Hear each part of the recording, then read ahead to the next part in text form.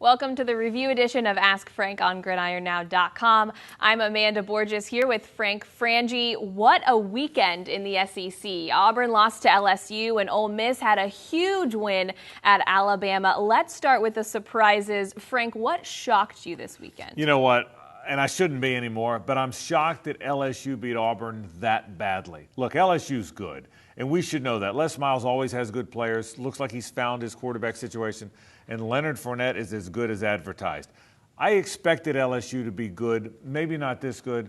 Auburn's a mess. Jeremy Johnson isn't ready. I think he's part of the problem. I know they didn't have Carl Lawson, but nothing has surprised me in this football season, not just the SEC season.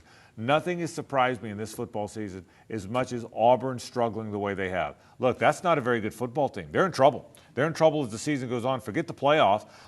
They'll be in a bowl, but they'll be a 7 or 8 win team when many of us, and I'm among them, thought they'd be way better than that. So congratulations to LSU. Look out for LSU. All of a sudden, they may be the team to beat in the West suddenly. But the biggest surprise to me, again, is Auburn and how much the Tigers are struggling. Very surprised with the Tigers. Well, it didn't surprise me, but did Alabama, Ole Miss, did that result surprise you? Yeah, you liked Ole Miss in that game. I did. No, it did not. I expected Alabama to win the game. But I can't say I'm totally surprised by it. Let me tell you what happened. Alabama's got a good football team. Keep an eye on Alabama. They found their quarterback in Jake Coker. I thought he played well. And give Alabama credit. They wouldn't quit. Twice it looked like the game was over, and both times Alabama battled back and got back in that thing. So Alabama's not dead. They're way better than Auburn, who we talked about a moment ago. Let me tell you the thing that stood out about Ole Miss. 2 things. Number one, they've got players, NFL players. You win with the Jimmies and the Joes, as they say. And they got a bunch of Jimmies, they got a bunch of Joes. They have good players, NFL players. The other thing, though, is this. What Hugh Freeze did that really jumped out at me is he didn't go and say, hey, we have to play the best game we've ever played. It's going to be the game of your life. If you want to beat these guys, you got to play better than you're capable. He didn't do that. He said, look, we beat them last year. We're as good as they are. We're better than them. Play your game, be yourself, and you win the game. That's what really jumped off the page for me, Amanda, is he didn't say, oh, my God, it's got to be it's Hoosiers. It's Hickory versus South Bend Central. That's not what this was. This was we're good, they're good, take care of business, and we'll win. Matter of fact, he didn't think it was an upset. That's the best part about that for him. He did not think the game was an upset. Well, the Gators were able to come away with a victory against Kentucky. That's 29 in a row, Frank, against the Wildcats. You know what happened to Kentucky that really hurt them? Number one, I think Florida's got a better team than Kentucky. They typically have. I think Kentucky was so caught up in winning that game. Oh, my God, we're finally going to beat them after 28 in a row. This is the year. How many bumper stickers and banners and signs were at that game saying, this is the year, this is the year? They were more caught up in that. And when Florida scored first and played well early on, when Hargraves had the big interception, I think right then all the Kentucky people said, oh, no, here we go again. And all of a sudden, they got nervous. So I'm not surprised by the game. I thought Florida, by the way, the best kept secret about this Florida team is that defensive front. Everybody knew that secondary was going to be all world, but nobody talked about McAllister and Bullard and C.C. Jefferson, the freshman, and Ivy and Bryan. All of that. They have a good defensive line. Maybe the best one in the conference. So Florida's going to be legit defensively. I think they need to stay with Will Grier. So I'm not surprised the Gators won. I think Kentucky was a victim of their own expectations and their own hype of finally being the year they'd break the streak.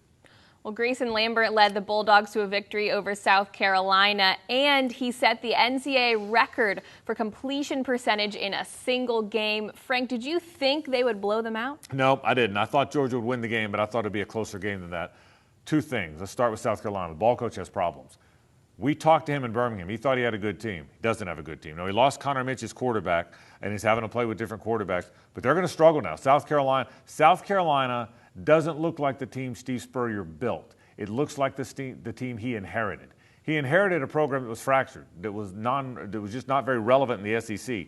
He built them into sort of an East juggernaut. They won 11 games 3 years in a row. But this doesn't, and they beat Clemson 5 years in a row. This doesn't look like that team. It looks like the team he inherited, not the one he built. Problems for South Carolina. I'll tell you, I'll give you one name about Grayson Lambert that has everything to do with Grayson Lambert's success, and that's Brian Schottenheimer. The offensive coordinator came in there with a pro mindset. Grayson Lambert's a pro guy, 6'5", drop-back quarterback, 24 out of 25. Brian Schottenheimer might be the missing piece that Georgia has needed to get to the mountaintop. Georgia always finds a way to kind of mess one up. I tell you what, Grayson Lambert played great. You know they've got a great running game. They've got athletes all over the place at wide receiver and on that defense. Look out for Georgia, not just because of Grayson Lambert, but because of what Brian Schottenheimer is able to do with him. Great win for the Dogs. Frank, did anything else catch your eye this weekend? Yeah, you know what? Arkansas is not very good. Brett Bielema probably needs to quit talking. I think that's part of it. He learned a lesson. I thought they would be better. They were my sleeper team. Looks like they're struggling a little bit. Tennessee really ran and hid in a non-conference game. I thought the biggest surprise to me, though, still was Auburn. Arkansas doesn't look like they're very good. That surprised me. Here's the thing. The Florida fans, before the season, were kind of saying, boy, Georgia's got to play Alabama and Auburn. We don't have to play either one of them. We're lucky. They have to play them. We don't. Well, guess what? Georgia plays Alabama and Auburn. Florida's got to play Ole Miss and LSU. That's a tougher duo, and nobody expected that.